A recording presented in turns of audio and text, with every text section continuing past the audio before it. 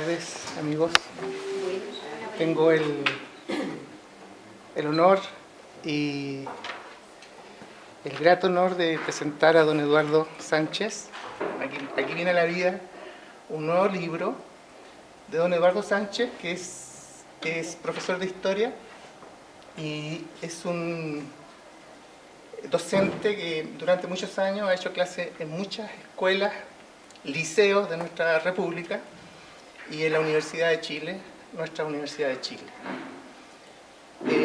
Don Eduardo ha sido exonerado en 1973, un periodo histórico muy complicado, y ha publicado muchísimos artículos en diarios y revistas, algunos de ellos La Discusión de Chillán, el diario La Tercera, la revista de la Universidad de Chile, la revista de la Universidad de las Américas, la prestigiosa revista Occidente y la revista Mapocho de la Diván. Don Eduardo ha publicado 3 libros, fuera de este nuevo que viene ahora. Hay uno en el cual me siento completamente identificado, que se llama El artista idiota. También ha publicado esta Vigencia y sentido de la historia, y un tercer libro, Otra vuelta de tuerca a la modernidad. Sus obras se relacionan con la filosofía de la historia y con el pensamiento crítico.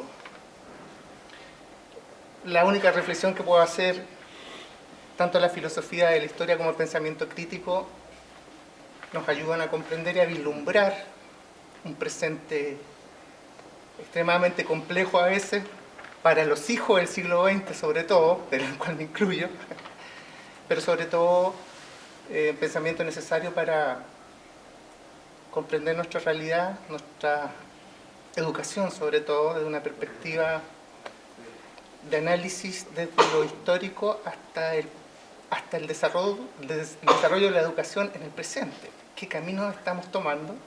Pero sobre todo el pensamiento crítico,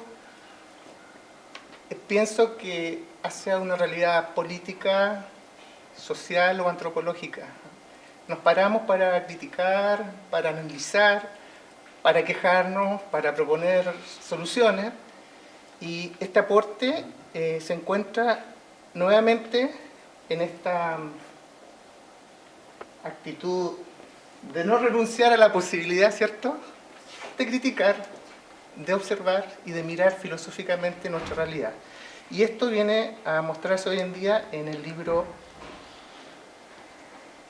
Contra el Poder. La breve presentación que hizo el querido profesor y artista, se dijo que yo soy profesor de historia, estoy jubilado, pero en el fondo una cuestión esencial de la persona. Entonces yo me sigo considerando un profesor de historia en cuanto a formación así sistemática. Eso es. Además que uno tenga en su persona es por supuesto producto de los intereses peculiares que en determinado ámbito de la cultura desarrolla uno, ¿ya? El haberme especializado un poco en temas de la filosofía de la historia es el tema que me correspondía trabajar cuando fui docente en la Universidad de Chile, la teoría de la historia lo llamaban, pero corresponde a la antigua terminología filosofía de la historia, el intento de hacer comprensible este vasto, caótico mundo que es la historia. Sabemos la cantidad indescriptible de fenómenos que constituyen la historia, desde que aparece el hombre hasta el día de hoy, fenómenos de la más variada índole, desde trabajar tecnologías para poder desarrollar mejor las actividades económicas, creencias religiosas, filosóficas posteriormente, desarrollo científico, acontecimientos políticos. Es una turbamulta de acontecimientos que simplemente es fundamental sistematizar de algún modo para entenderlo en alguna medida. Entonces, con eso se relaciona la filosofía de la historia. Pero diría que en definitiva hay un nexo muy directo, ¿no?, entre ese tipo de interés y el pensamiento crítico. Yo creo que la mayor parte de mis libros se insertan en esa línea, ¿no? Algunas ideas generales acerca del proceso histórico, y eso apunta indefectiblemente, ¿no?, a un pensamiento crítico con respecto al presente que nos toca vivir. Mencionaron también que el profesor de historia, yo insistiría en colocar ahí una cosita más. O sea, estudié en el viejo y querido Instituto Pedagógico de la Universidad de Chile, el instituto que formaba a los profesores de enseñanza media y que fue una medida, por supuesto, sabemos de quiénes, los mismos que suprimieron las escuelas normales, que era la época de oro de la educación pública en el país, ¿no? Profesores normalistas y profesores secundarios, fundamentalmente del Instituto Pedagógico de la Universidad de Chile. Bueno, eso como que ya es historia pasada, pero no del todo, ¿no? El pasado no es propiamente pasado, ¿no?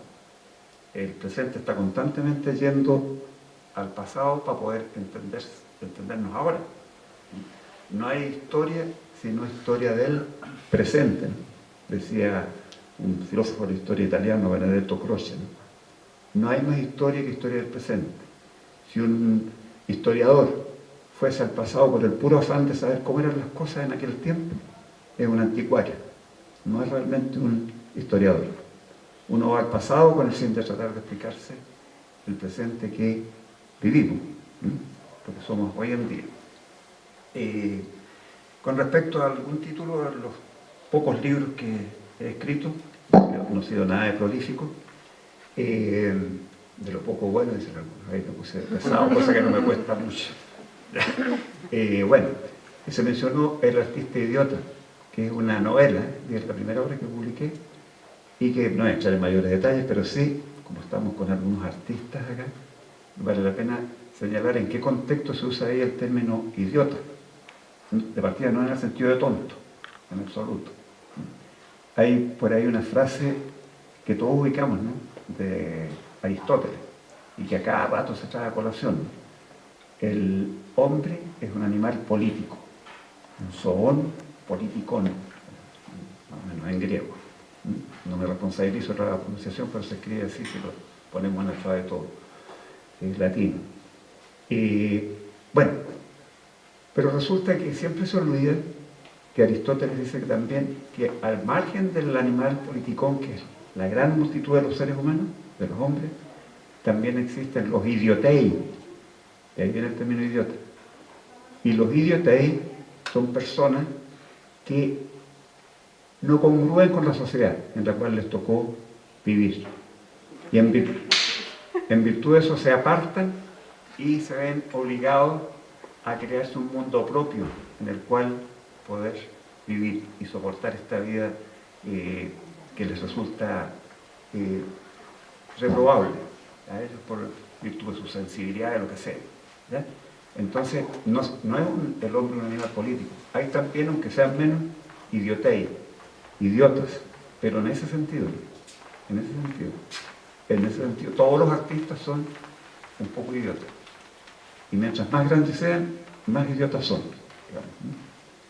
Yo les haría una referencia ahí, por ejemplo, hay una gran novela, entre otras, ¿no?, de Dostoyevsky, El príncipe idiota. Bueno, el príncipe idiota es una especie de artista en génesis, en formación, un tipo que no calza con la sociedad de su tiempo, la rechaza, y se crea su propio mundo, y ese es el sentido que tiene el título del artista idiota. Siempre pienso recapturarla y volver a editarla haciendo algunas enmiendas. Es una especie de antinovela porque yo creo que la novela que tiene un prólogo más largo que se le haya escrito jamás, ¿no? Tiene como 100 páginas, ¿ya? Y después no está la novela sobre la cual versa el estudio del prólogo, ¿no? Y eso porque el que escribe el prólogo ha recibido los escritos de un tipo que murió, ¿ya? Un familiar, una persona amiga se los hace llegar porque la persona no tiene claro si tiene valor estético eso o no. Una pura, entonces se lo entrega a un crítico literario y el crítico literario escribe el prólogo, ¿ya?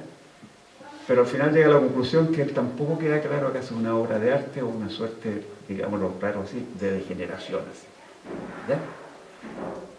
Entonces dice, en definitiva, la novela que escribe este tipo la dejo en conserva, esperando si me maduran los criterios y qué por dónde la tomo. pero entre tanto publica una selección de aforismos de los que es autor, el tipo que los extrae de la novela. ¿Ya? Es una montonera de sentencias breves, cortas, sobre las más variadas materias. En definitiva, siempre hay algo autobiográfico en toda obra, ¿no?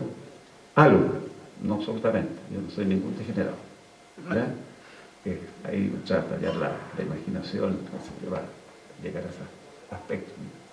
Pero yo diría que los aforismos, que son reflexiones sobre política, sobre sociedad, sobre cultura, sobre música, sobre religión, todo el amplio abanico de inquietudes que puede tener un ser humano, ¿ya?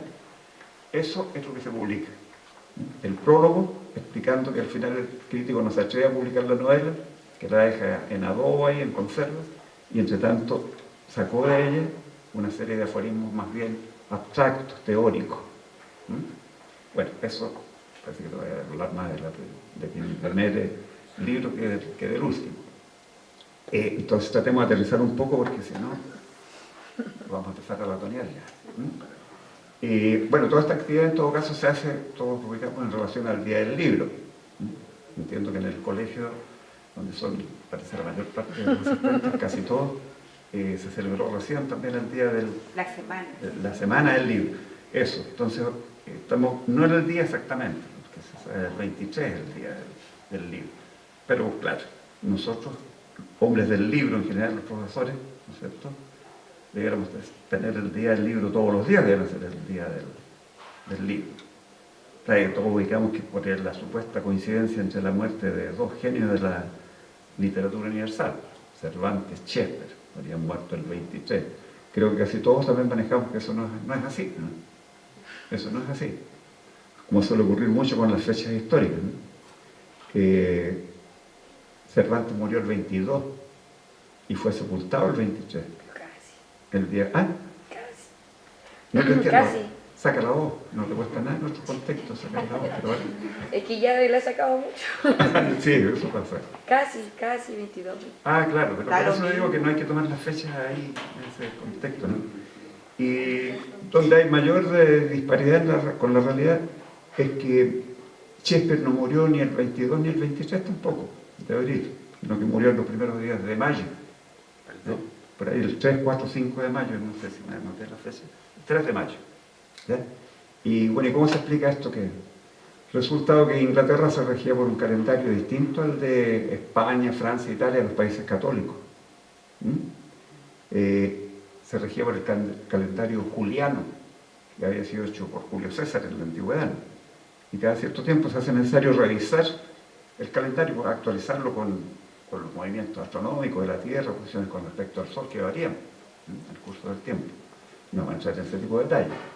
El hecho es que era el calendario juliano, pero en Inglaterra está el fenómeno de la reforma protestante, ¿no es cierto?, Enrique VIII, que había separado a la iglesia inglesa de la católica. ¿Ya? Entonces Inglaterra siguió rigiéndose por el calendario juliano hasta mitad del siglo XVIII aproximadamente, ¿no? Y el 23 de abril del calendario gregoriano, el Papa Gregorio hizo la reforma del calendario, ¿ya?, lo actualizó. No fue aceptado en Inglaterra, que siguieron rigiéndose por el calendario antiguo. Entonces, el 23 de abril en Inglaterra no calza con el 23 de abril de España, Italia, Francia, Portugal, que son los países católicos. Corresponde el 3 de mayo, un dato curioso, digamos.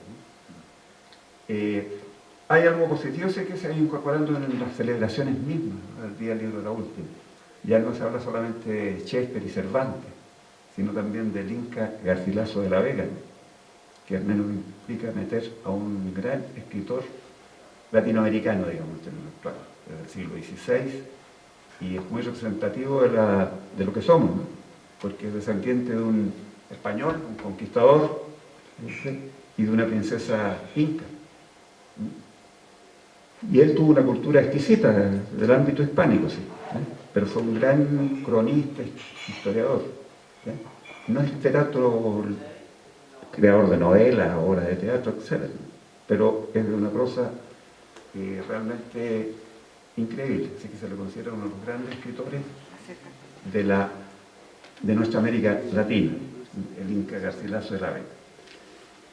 Bueno, lo que importa es destacar que los tres, ¿no? Fueron grandes escritores, grandes artistas en el plano de la literatura. Y no escribidores, como el término que usa Vargas Llosa por ahí en alguna novela, ¿no? La tía Julia y el escribidor. Entonces el escribidor es un amanuense, ¿no? Un tipo que escribe por encargo. Escribe por encargo. En el caso de la novela de Vargas Llosa es un autor de obra de radioteatro, ¿ya? Que le dice, mira, tenés que prepararte una obra que con los típicos temas de una telenovela. Eso es por encargo. Eso es lo que la televisión quiere y lo que se vende, ¿ya? Bueno, en general los bestsellers, los autores de bestsellers son escribidores. Ellos escriben no de acuerdo a lo que ha madurado dentro de su conciencia, ¿ya? En la interioridad de su espíritu, sino que escriben lo que le encargan que escriban. Y eso es así tanto para el autor de telenovelas como para el autor de bestsellers, ¿ya? La industria cultural, a través de la propaganda monstruosa, ¿no? Del aparato cultural, crea el gusto de los potenciales lectores, lo crea, y después recurre a estos escribidores para que satisfagan esa necesidad. Así que hay una diferencia abisal entre el escritor artista y el escritor de bestsellers. En el caso de Cervantes, Shakespeare, se ha creado otros términos, ¿no? De long sellers, ¿ya? O sea, que se venden en el transcurso del tiempo. Son clásicos, se dice mucho. Porque Shakespeare y Cervantes tienen la virtud, que es del arte, de llegar a los hombres de las más diversas épocas. No está circunscrito ahí el momento en que hay que escribir sobre drogas, con intrigas políticas, policiales, asesinatos, ¿no? El típico cóctel del bestseller, ¿no? Que es para el momento, para la entretención.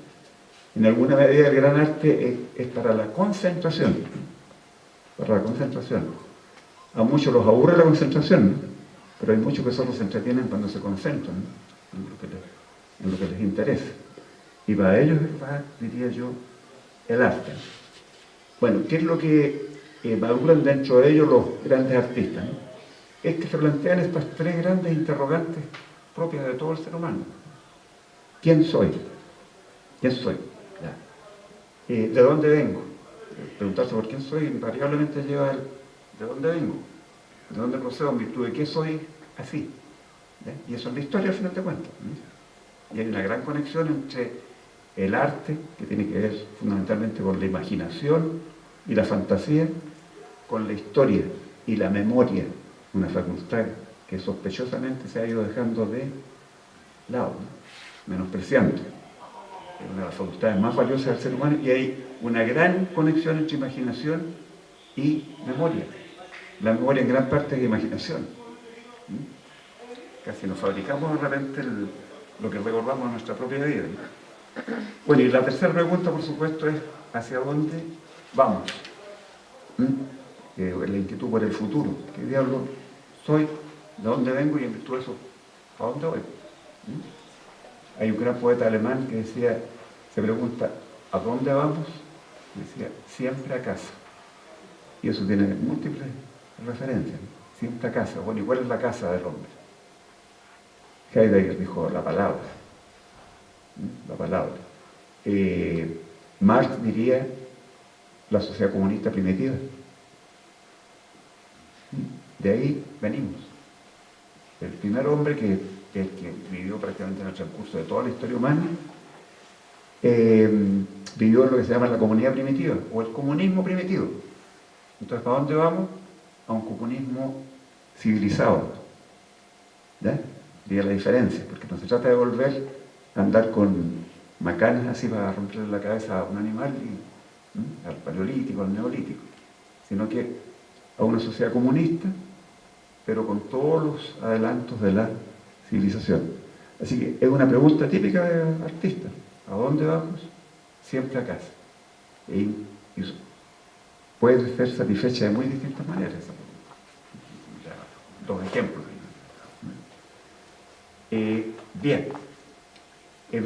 También existen los bestsellers. Y ahí estamos presentes nosotros, ¿no? Es los que se dedican a estudiar a temas como la filosofía de la historia, en mi caso, ¿no? El pensamiento crítico, pertenece al ámbito de los bestsellers. Estamos condenados a las ediciones pequeñas que al final se venden, pero lento. Eso ya tengo experiencia en el asunto. Vigencia y Sentido de la Historia tiene 2 ediciones, y es toda una hazaña, diría, ¿no? En total, 1.300 ejemplares entre las 2 ediciones. No sé, es fabuloso. Otra vuelta de tuerca, la modernidad, hay una pura edición que se vendió, está agotado. O sea, si ustedes se acercan a mirar ahí, hay 2 libros míos. El anterior está agotado. Una edición tan pequeña como esta, 300 ejemplares. ¿Ya? Ahora, este libro salió hace un mes, me lo entregaron aproximadamente, ¿no? Hace un mes. Y yo le digo que se ha vendido bastante, pero no en los circuitos comerciales, sino a través de relaciones, de amistades, de gente que lo ubica a uno y sabe que uno escribió el libro, está apareciendo por ahí en la página del escritor. Se han hecho 2 presentaciones y la anterior fue harto más numerosa que esta, pero creo que con menos ventas de libros que la que pueda tener ahora. Porque fue en el liceo en el que yo me jubilé como director, ¿no? Hay una carrera aquí, una de directores, ¿ya? Y siempre me invitan a actividades distintas. Ahora me invitaron a propósito del Día del Libro. Así que ahí fue una actividad en que estuvieron fundamentalmente profesores, había como algún cambio de actividad por el Día del Libro, ¿ya? Y un grupo seleccionado de los alumnos con más intereses por el ámbito de la literatura. Así que claro, había como 40, 50 personas. Bueno, el asunto es que esto estaría en la categoría de bestseller ni a cañón, ¿no? Long seller posiblemente, ¿no? Así que después se encuentra este tipo que criticó bien su época y anunció bien lo que venía, ¿no? ¿Ya? Pero entre tanto es un bestseller, ¿no? Lo sumo, cuando se termine la primera edición se van a haber vendido 300 ejemplares, ¿no? En ese sentido, bestseller. Ahora, mi idea central que preside todo yo diría que toda mi obra, y aquí concretamente este libro, se relaciona mucho con el célebre aforismo ese de Lord Acton. Yo creo que todos han escuchado hablar de él, tal vez no sin saber que es de Lord Acton, en inglés, sí, aristocrático. Dice, el poder corrompe, y el poder absoluto corrompe absolutamente. Hasta por ahí llegan algunos, porque en tiempo de los tiempos recién superados de la concertación y nueva mayoría, los políticos de esos sectores hablaban mucho, para referirse a la época de Pinochet, llegaban hasta la segunda enunciado, ¿no? El poder corrompe y el poder absoluto corrompe absolutamente. Entonces eso era para la dictadura militar. Pero resultado que se les olvidó que el poder por sí corrompe. ¿Ya? Bueno, y eso ha quedado bien demostrado, ¿no? Claro, ha quedado bien demostrado. Pero lo más interesante es que el aforismo no es tan corto, tiene un par de líneas más. Dice, el poder corrompe, el poder absoluto corrompe absolutamente, pero después agrega, en la actualidad, la sociedad, no en términos exactos, la sociedad está regida por la política. En el futuro lo será por el arte. ¿Eh? Entonces, esa es una tesis central que está presente en toda mi obra, ¿no? Una valoración del arte como un medio de transformación espiritual privilegiado, y justamente para deshacerse de la dominación que significa el poder, del poder político, económico, ideológico. ¿Ya? Pero con poder, el arte tiene poder también, pero no es de ese tipo. No un poder para dominar, sino para liberar. ¿Ya? Los antiguos griegos hablaban de la psicagogia, y eso se refiere al poder transformador sobre el espíritu que tiene el arte. Entonces el asunto es que en la larga perspectiva, yo diría que la única salvación desde mi punto de vista de este presente terrible que vivimos, ¿no? El planetario, es simplemente que la política, el poder, sean en alguna medida aventados a través de una maduración de la conciencia humana, maduración de la conciencia, y esa se consigue fundamentalmente a través del arte, con este rol que le atribuían los griegos, ¿no?, de una gran capacidad de transformación espiritual. Eso permitiría un progresivo avance del nivel de conciencia alcanzado por el hombre. El hombre es un animal, pero tal vez lo primero que lo diferencia del animal es que es consciente. El primer hombre es el que se dio cuenta, vaya, resultado que me voy a morir. Es el primer atisbo de conciencia. En ese sentido, la conciencia ha hecho infeliz al ser humano, tener esta cosa ahí. En cambio, el animal muere, pero como no sabe, en cierto modo es casi inmortal, los animales. Bueno, pero a partir de ese punto, la conciencia humana es lo que lo diferencia también de la naturaleza, es lo que lo hace sufrir, pero también es lo que le da su grandeza, ¿no? Entonces, tiene que sobrepasar el nivel de conciencia a que hemos llegado en la actualidad. De partida, el nivel de conciencia individual, saber yo existo, sobrepasarlo, eso se ha sobrepasado, ¿no? La conciencia de pertenencia a una nación, ¿no? Soy chileno, tiene que ir mucho más allá la cosa.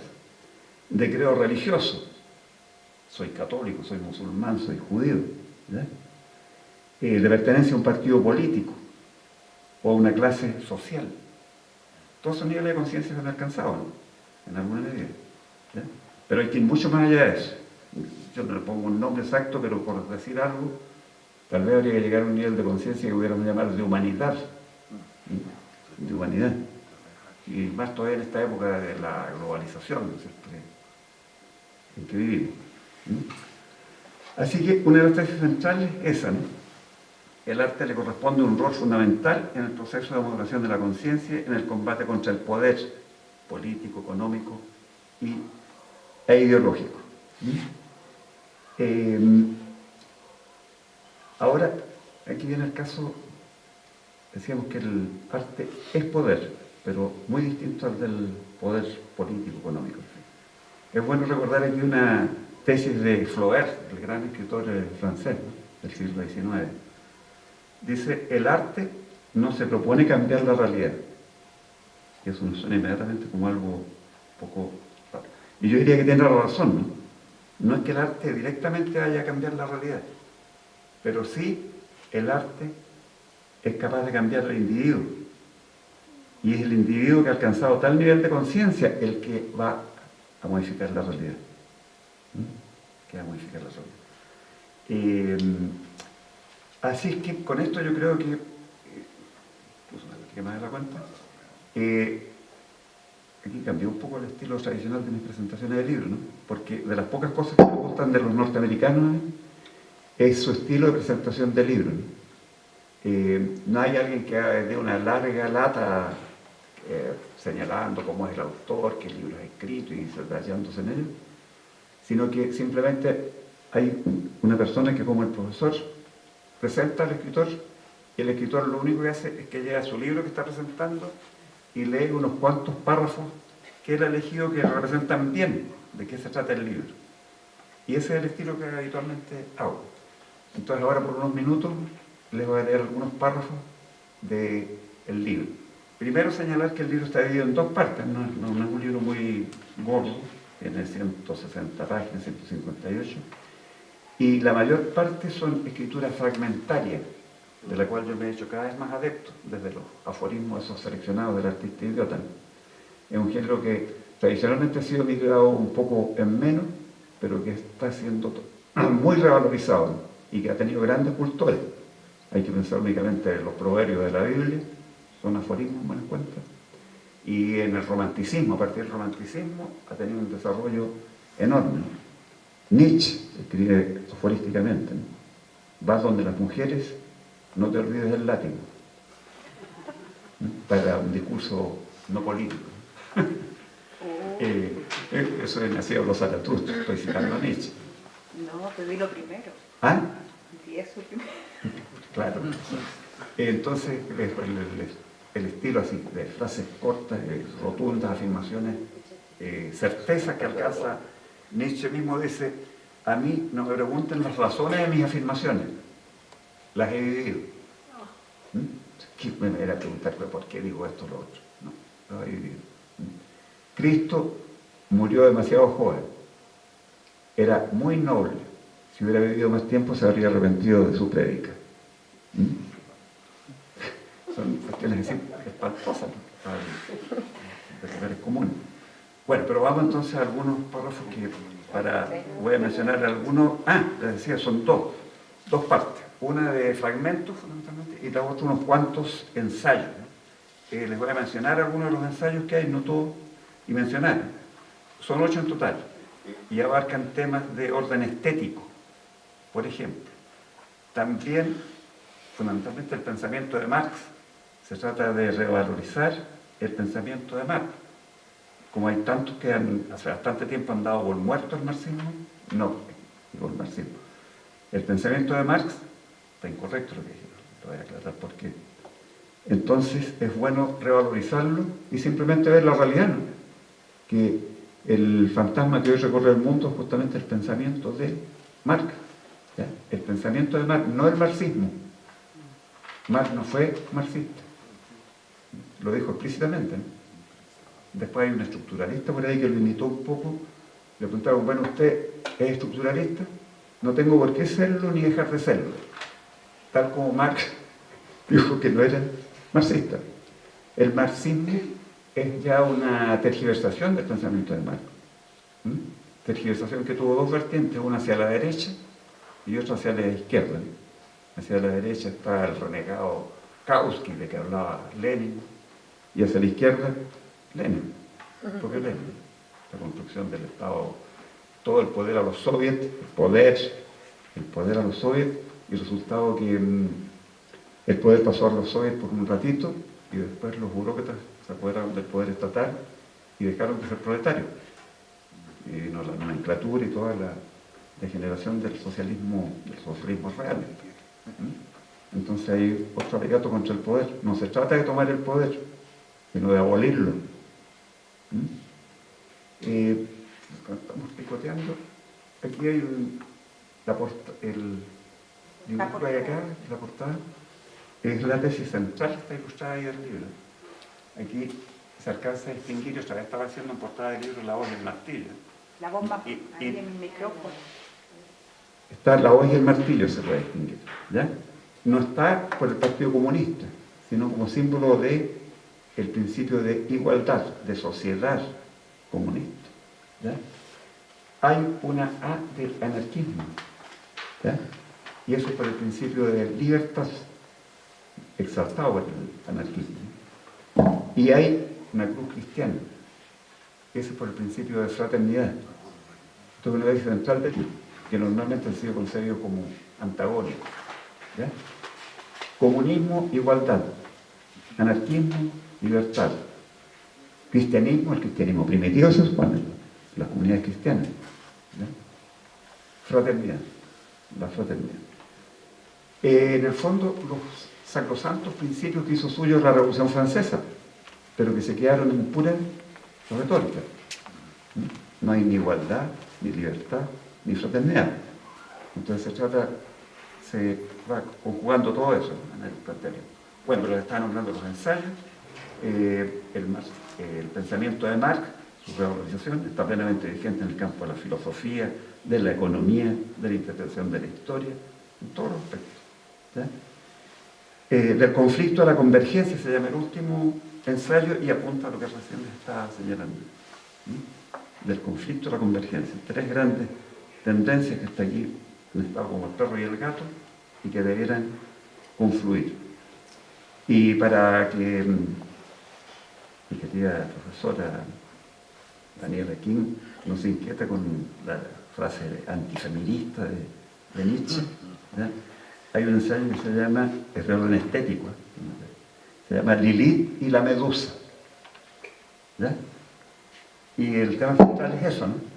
El título completo se llama Lilith y la medusa de la belleza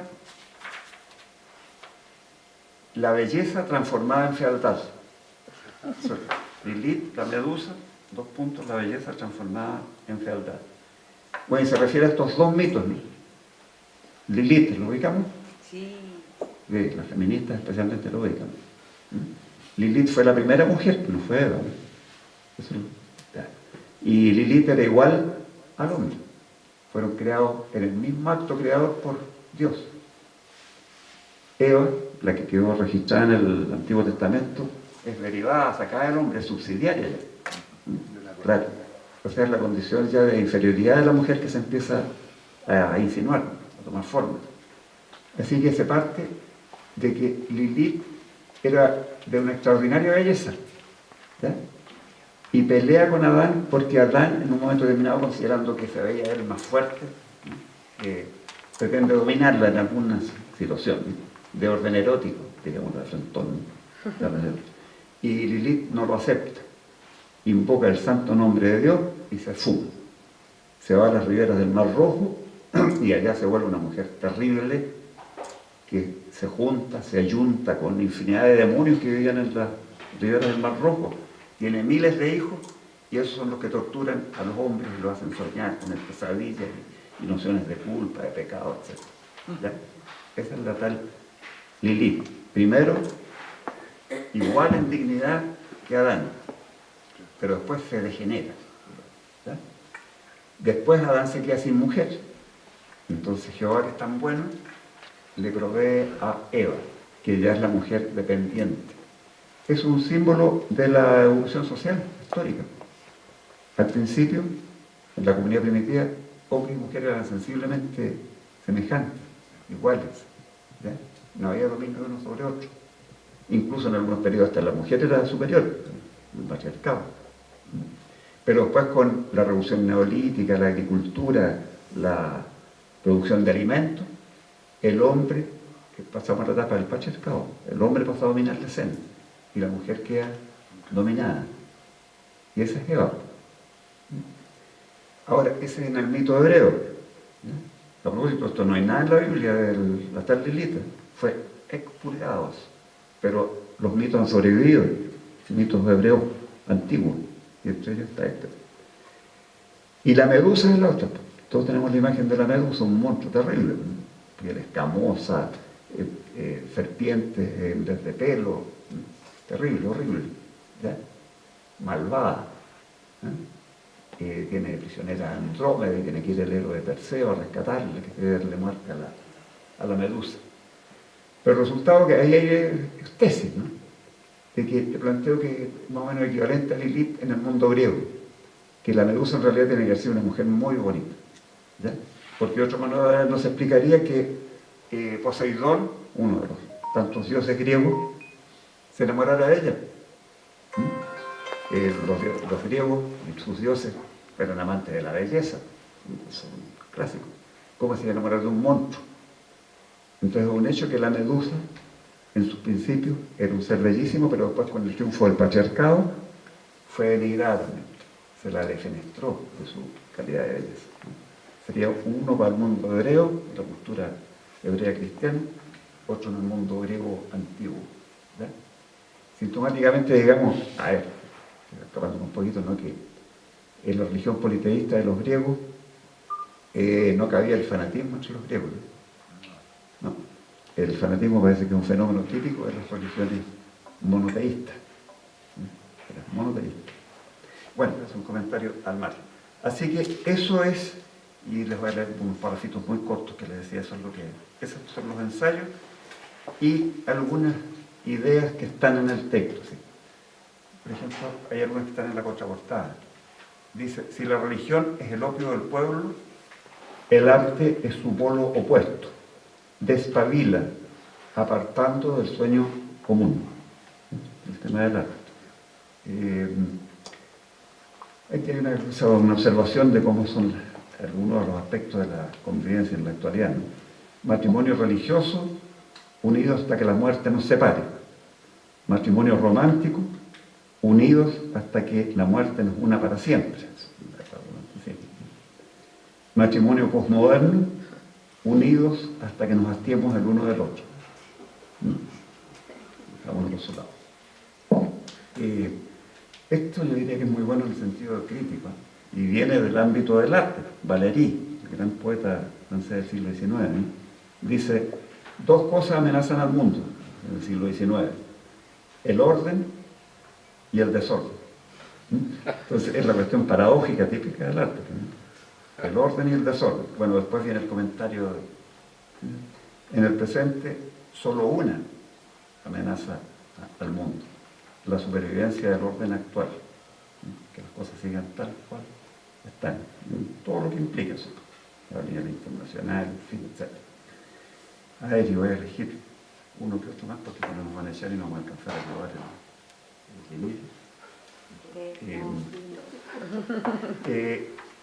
los artistas, ¿no? Como críticos han sido pero mucho más visionarios que cualquier científico, filósofo, en fin, ¿ya? Los religiosos. En el campo de la mística, las religiones hay críticas bien agudas también a la realidad, ¿no? Pero quiero destacar algunos, por ejemplo, grandes mitos modernos, que nos movemos todos y se les da por sancionado. La libertad de prensa. Goethe, el gran escritor alemán, dice, hablan de libertad de prensa aquellos que quieren hacer mal uso de ella. Goethe, en el siglo XVIII, principios del XIX, ¿no? Flaubert califica a los periódicos de casas de comercio. Con Mercurio, la tercera vez. El bien común es el gran leitmotiv de todos los políticos, ¿no? Todos los gobiernos apuntan a conseguir el bien común, el interés de todos. Es el principio, esto lo dice un artista, ¿no? Con el que los explotadores sancionan los robos con que despojan al pueblo en nombre de los intereses de este. Y es un escritor nada comprometido en los temas que podemos conseguir, ¿no? Villiers de l'Isle-Adam, un escritor simbolista francés del siglo XIX. Las leyes gobiernan a los pobres y los ricos gobiernan a las leyes. Ese es Oliver Goldsmith, un escritor inglés del siglo XVIII, ¿ya? El vicario de Wakefield, una novela más conocida. Y aquí, ya que estamos con Shakespeare, la república ideal es la que describe Gonzalo en La Tempestad, ¿no? Ese nombre español para personajes de Shakespeare, ¿no? El señal de la preponderancia española en la época, así como ahora por aquí aparecen los James, los Bryan. Claro, los Bryan. Entonces Gonzalo en La Tempestad dice, en mi república, dice, dispondría de todas las cosas al revés de cómo se estilan. No admitiría comercio alguno, ni nombre de magistratura, nada de ricos, pobres, nada de contratos, sucesiones, no más ocupaciones. Todos, absolutamente todos los hombres estarían ociosos, y las mujeres también, que serían castas y puras, nada de soberanía, o sea, nada de poder, nada de poder.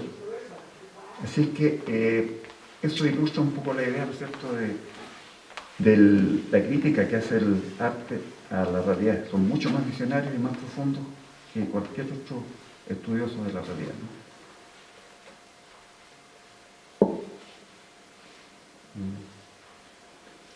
Le voy a leer un parrafito porque también hay selecciones de texto aquí, algunos de los párrafos. Dice, es un comentario, un insomnio honorable, también es un cuento, de Chekhov.